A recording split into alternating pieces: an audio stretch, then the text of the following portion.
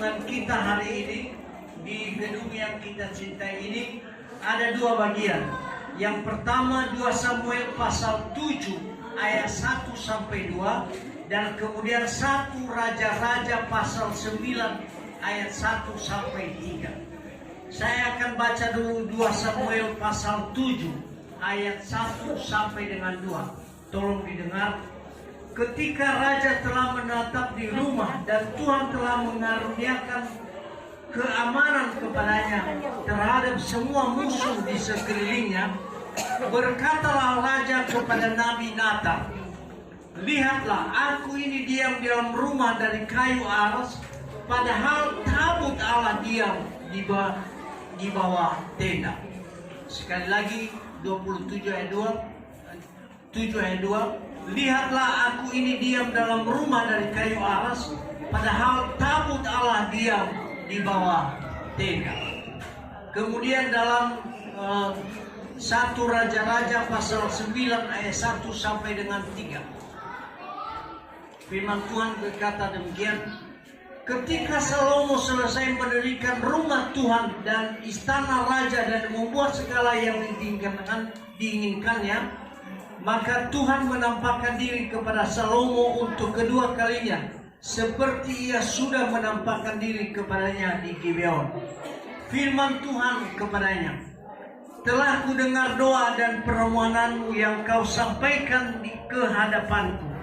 Aku telah menguruskan rumah yang kau dirikan ini untuk membuat namaku tinggal di situ sampai selama-lamanya. Maka mataku dan hatiku akan ada di situ sepanjang masa." Salam semua Bapak Ibu. Iya, Bapak Ibu dan Saudara, kalau tidak salah kita itu sudah 27 tahun. Sudah 20 tahun sudah ada gereja BNKP Bogor ini. Ya.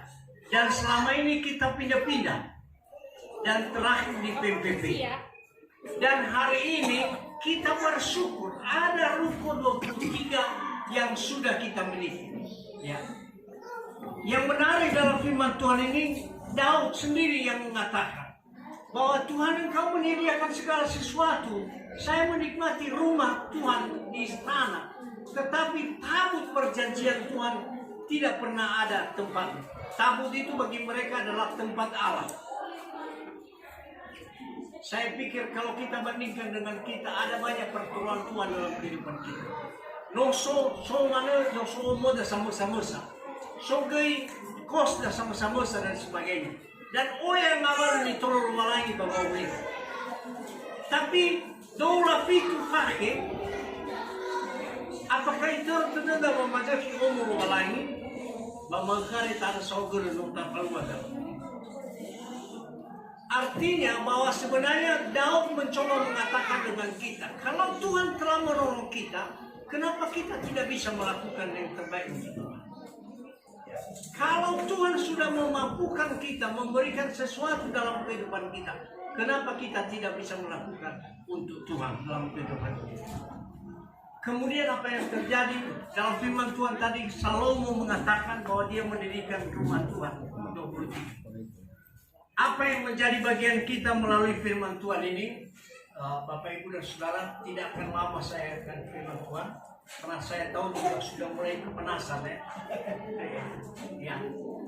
Biasanya nanuai pemangap sanukau biasanya ya. Iya. Ada beberapa hal yang ingin saya sampaikan melalui firman Tuhan ini.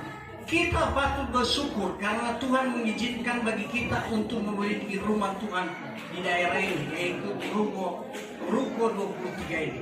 Kita bersyukur. Sama dengan Raja Daud yang sebelumnya telah menyiapkan segala sesuatu untuk rumah Tuhan, hanya bukan masanya didirikan. Nah, tapi di perjalanan Raja Daud, sebenarnya dia sudah menyediakan sebelumnya. Sebelumnya dia sudah menyediakan, hanya tidak waktunya. Tuhan berkata bukan kamu, tapi Salomo anak. Artinya bahwa Daud itu sebenarnya sudah menyiapkan segala sesuatu sebelumnya untuk rumah Tuhan. Dan saya pikir juga begitu juga dengan kehidupan kita. Bagaimana para tokoh dan para pimpinan sebelumnya yang luar biasa juga memikirkan tentang bagaimana Dan hari ini Tuhan memberi kesempatan bagi kita karena memang mereka yang sebelumnya mendahului kita. Untuk itu mengingat rumah Tuhan ini sangat penting dalam kehidupan kita, maka kita warga jemaat yang banyak, maka panitia telah merencanakan. Ya, selain memang ini yang sudah Tuhan berikan bagi kita, juga 22 yang sebelah ini direncanakan. Karena kenapa? Kalau hanya ini lebah tulah saya tarik. Coba bayangkan kalau kita semua hadir, kurang tempat kita. Ya. Ya. Jadi bagaimana kita bisa ibadah kalau memang kita tidak memiliki?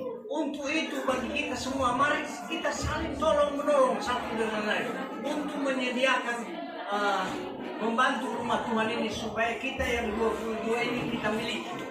Bukan hanya 23 ini juga, tetapi tempat di mana ada ruku sebelah ini juga menjadi bagian kita. Tentu semua kita berperan. Ya. Mari kita pegang prinsip Raja Daud di mana ia ditolong Tuhan dalam hidupnya. Dan dengan ia menjadi seorang raja menempati rumah yang bagus, tetap rumah Tuhan belum dibangun. Artinya ada banyak pertolongan Tuhan dalam kehidupan kita. Kalau kita masih belum menempati dan menjalankan ibadah di tempat ini, mungkin kita masih belum lagi. Coba bayangkan Bapak Ibu dan Saudara, di PMPP ini saya pernah dipanggil dan bersama dengan BPMJ, bagaimana sebenarnya kita tidak lagi beribadah di sana.